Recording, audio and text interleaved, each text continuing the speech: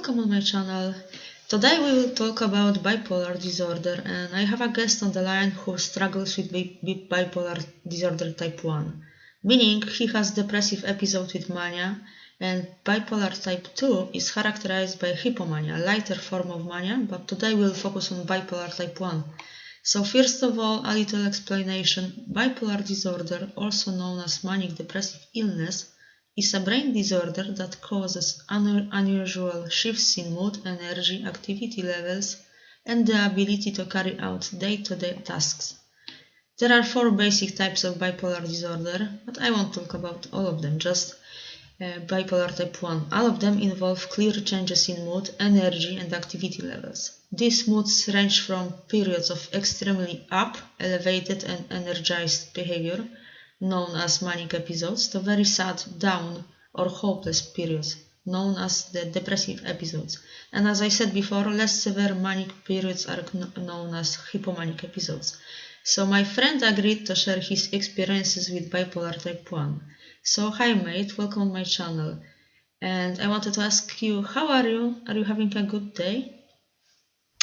Yeah, today's been a fine day. Merry Christmas, first of all. Yes, Merry Christmas.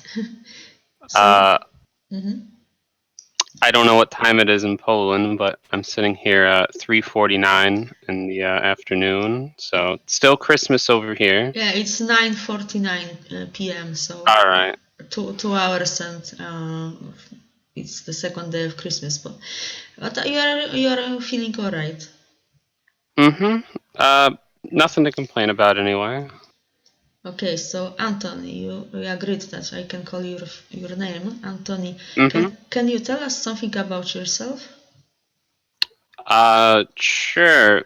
Well, generally speaking, I'm pretty bland, pretty boring. I'm kind of the cookie cutter definition of like an introvert. I'm Mm-hmm. interested in video games. I like to read. Generally, just don't like to go out and socialize that much. Same I as wouldn't me. say there's any. Yeah, I wouldn't say there's anything very special about me anyway. Nothing that really needs an introduction. Alright, but you are like very normal in these times. Like people play games and sit at home, don't go much outside, so it's pretty normal in these times. Um, Only Chaz and Stacy's go out to clubs. Okay, I wanted to ask you also. You have bipolar type 1, so have you ever had any traumas? And if yes, could you share the story with us? And it's completely fine if you don't want to go into details. Hmm? Well, when you say trauma, do you mean traumas in general or in reference to bipolar in particular? Both, actually. Okay. Well, I'd say growing up was kind of a traumatic experience. Not that it was traumatic at the time, but in Mhm. retrospect, once I grew up, I kind of realized how bad I had it. And I don't mean that as in like I was in some third world African country, Uh-huh. impoverished, but generally speaking, my mother was very uh, uncaring. She Oh, always neglectful. had, yeah, she always had different guys in because my mom and my dad were divorced, and these guys they had no relationship to me, so they didn't care how they treated me, and Ouch. so as time went on, at first it was kind of just uninterested in me. And then she later just became hostile towards me outright. She began drinking a lot. And if I'd wake her up and be like, hey, mom, get out of my bed, I'm a little 6 year old, she'd start like chasing me around the house and whatnot. Fuck. Yeah, but at the time, I didn't think it was a bad thing. I was like, hey, this is just how life goes. I didn't think about it uh, that I was, necessarily a victim. But Mhm. once I grew up, I kind of realized, yeah, maybe that's not normal. Well, I don't know how it feels because my mother was overprotective and she never had any guys except for my father, who he divorced also. That we have in common. And how is your dad? Do you have good relations? Uh, well, I now live with my dad. Uh, we're mostly on good relations. He has Oh, some like anger issues, but for the most part, he's pretty chill. Uh, you just have to make sure you don't catch him at a bad time. uh-huh. My mother, she lost custody of me when I was around 9 years old, I think, because Oh, she was drunk driving and she ran into a person's house with their truck. So, Jesus yeah, Christ. it kind of took that to happen for the legal system to realize, hey, maybe this person shouldn't be, the parent of a child. And then they took me and my brother out of the house. But I had been wanting to leave the house for quite a while, but they don't really take into consideration the feelings of children. So it took that to happen for them to do that. Oh my. And Uh-huh. she's no longer alive. She passed away sometime when I was around 13 years old, I think. Uh-huh. I don't actually know how she passed away because I was in a different state. All I know is my dad got a phone call from the police and they said that they have her body and that she was deceased. And that was really the last time I ever heard anything about it. Did you feel bad about it that she died? No, I didn't feel bad about it. And that kind of makes me feel bad in a way because Uh-huh. every time I say, my mother passed away, people will then tell me, well, do you feel anything about it? I mean, she's your mother. Surely, no matter what happens, you have some kind of, feelings for her. No, I don't And I think like just, that. I don't think that.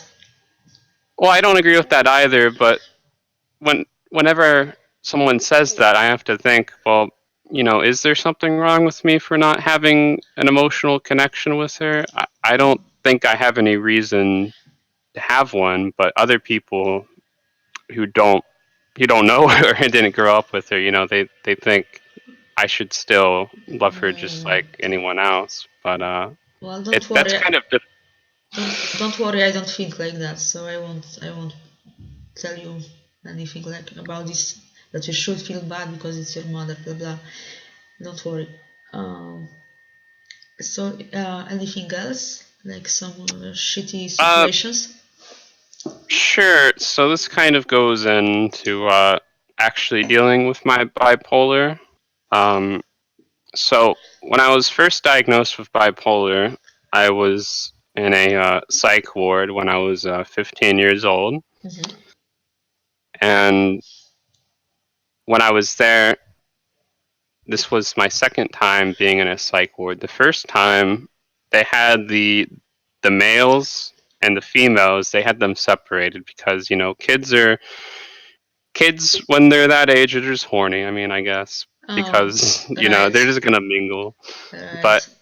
when I was at my second psych ward, the place where I was diagnosed, they had the men and the women, or I guess I should say the boys and the girls, uh, mingling about. They didn't separate them. Co-educational. Yeah, I've been in a few psychiatric hospitals too, and once I've been on a separate wards, so I know how you feel about this. Yeah, tell me more. So anyway, I was very nervous when I first arrived there. So I thought I'd do the sensible thing and I'd sit next to the person reading a book because I thought the person reading a book isn't going to bother me. Yeah. But I was wrong there because as soon as I sat down, she started talking to me. And her name was Jessie, and we became great friends at the time. Hmm. And during my stay there, which I was there for about 4 months, between November to February. Uh, so when I eventually left, I kept in contact with her, Yeah. and she was my girlfriend for about 4 years, till I was about 19 years old. And then around that time, she took her own life. And at the time, she was my only friend. So that was quite hard to deal with. I'm sorry. I'm really sorry for that. It's fine. Well, it's Well, not fine, but it's not your fault. yeah, time heals wounds. I know, but Hmm. I'm sorry anyway. So, how did you develop bipolar? Can you tell us about that? Well, I'm not even sure how to tell someone else because I don't even necessarily know myself. It seemed to happen pretty fast, I think.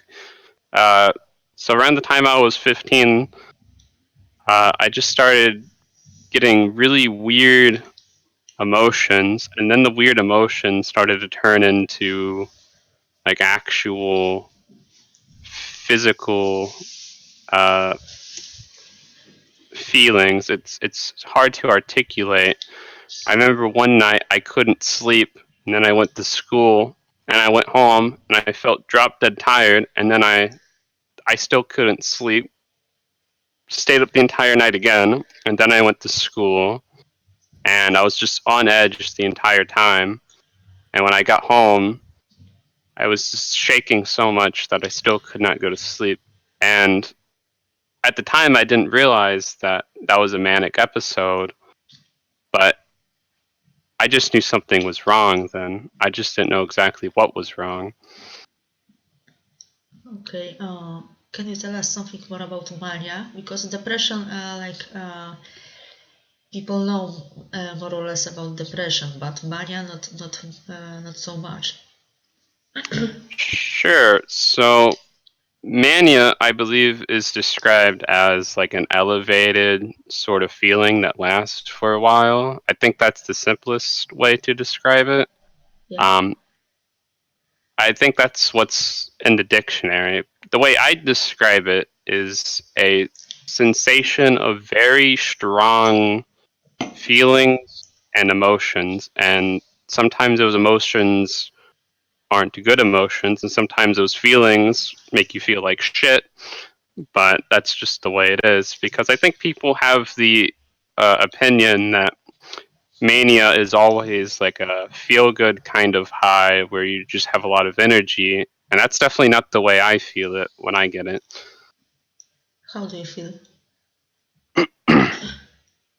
I guess an analogy to use, or not an analogy, but an example would be like if you drink 10 cups of coffee and you're just super caffeinated and Shaky. yeah, just very shaky, very jittery, uh,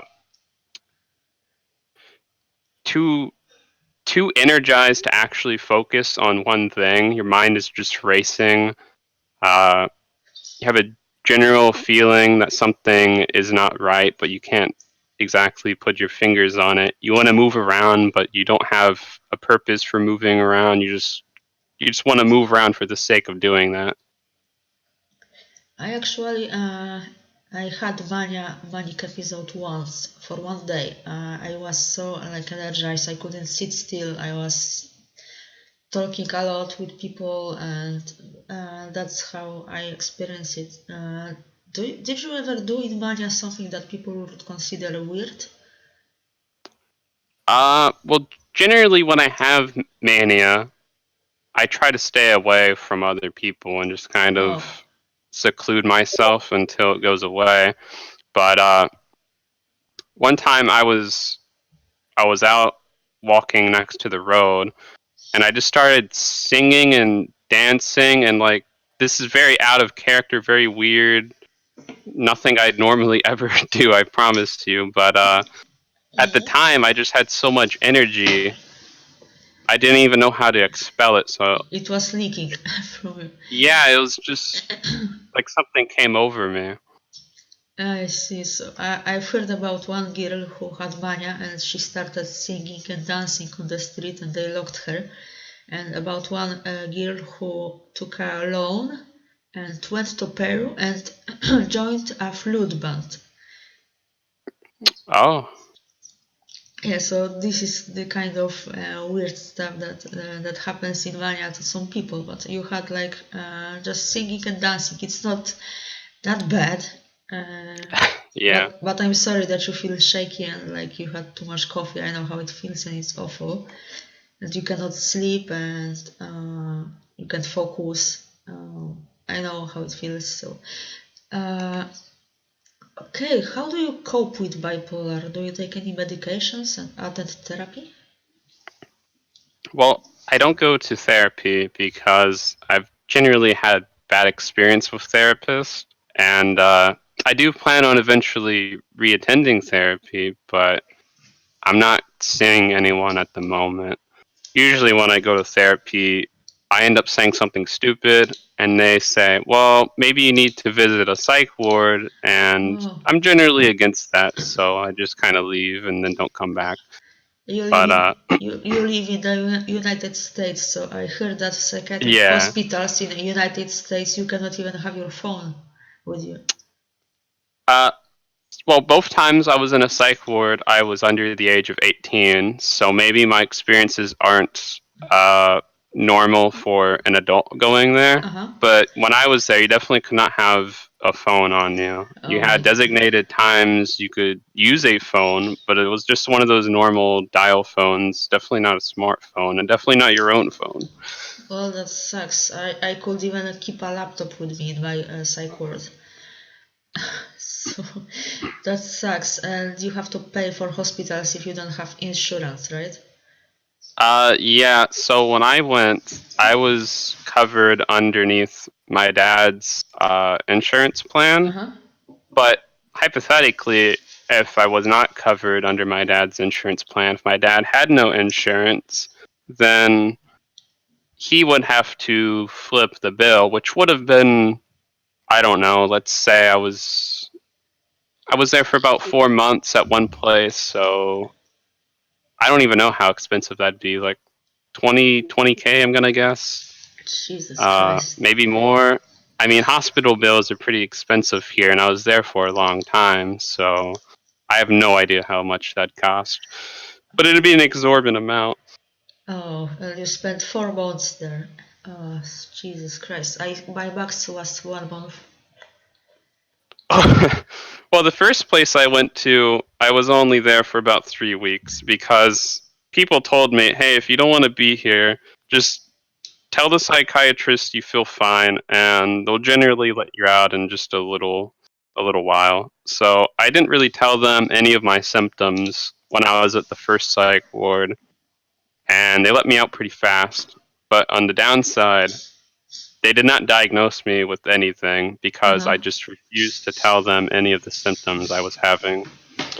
But the second time I went, I actually told them the issues I was having, all of my symptoms, what I was feeling, and all of that. And then they could accurately diagnose me, tell me what was wrong, tell me how to fix it, tell me how to cope with it. Um, and I don't know how well that advice actually came in handy, but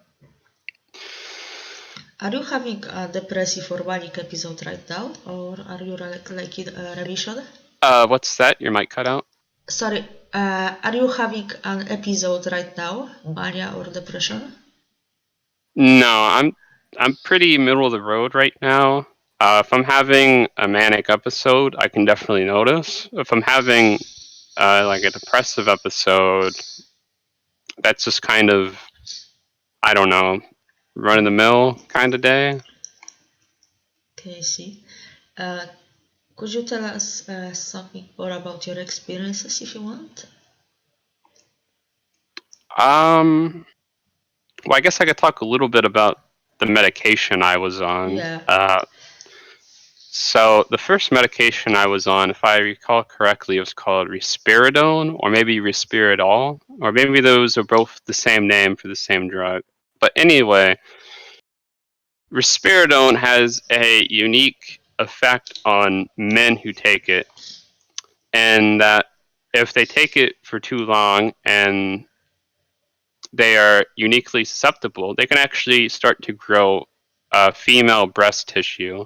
Oh, Yeah. Holy shit. I think the percent chance of it happening is only like 2%.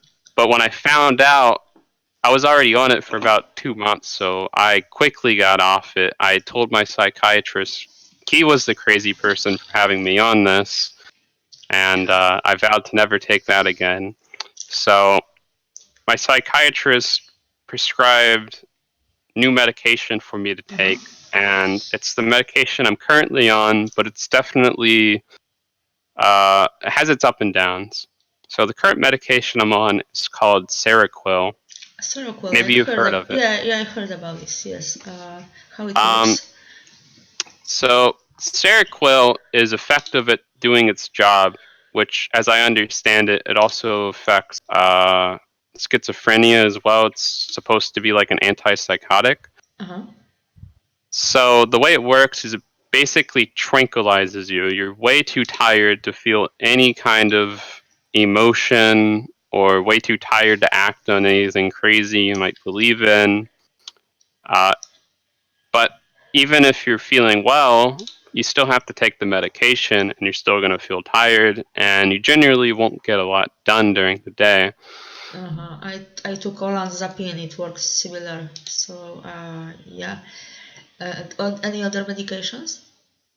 No, those are the only medications I've tried. I know there's more out there. I've only tried two, so I definitely have not tried all of them. So maybe there's one out there that works better for me than Seroquel, but I've been using this for so long, I'm just used to it at this point. So I figure why bother trying something new? Okay, in your opinion, bipolar disorder is one hell of an illness, right? Uh, the depressive episode that could last months, the mania that lasts, I don't know how long mania could last. Uh, well, for me, mania usually lasts only like a week at most. Okay. I've read it can last months. I've never had it last that long, and I've never known anyone to have it last that long. I guess it's just a disclaimer that it could happen. Well, I'm sorry that you have to struggle with this. I have a friend who has bipolar type 2 and she's mostly depressed, but she has like this energized, elevated moods from time to time. So she told me all about it too. She doesn't speak English, so I couldn't do the podcast with her, and I'm so happy that you agreed to do this with me. So, yeah, do you want to say something more? I guess as a final words, I will just say that mental illness in America is a very shaky topic. I don't know how it is in Europe or how it is in Poland in specific, but at my region of the US, which is the southern part, it's very old school. Mental illness is kind of seen as like a joke sometimes, like, hey, why are you mentally ill? You should just stop pretending to be Yeah, different. get over Uh, it, right?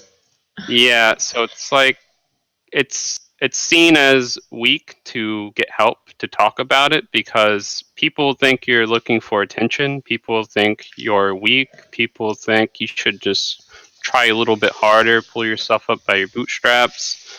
They don't actually know anyone with a mental illness, and if they do, they usually shun them as soon as they talk about it. So it's still very taboo here.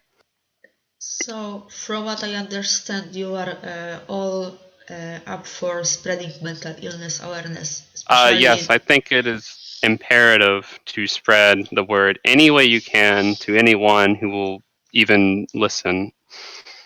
Yes, that's true. That's true. Uh, yes, I see that we are close to finishing this podcast. So, would you like to address some more issues? Last words, final words.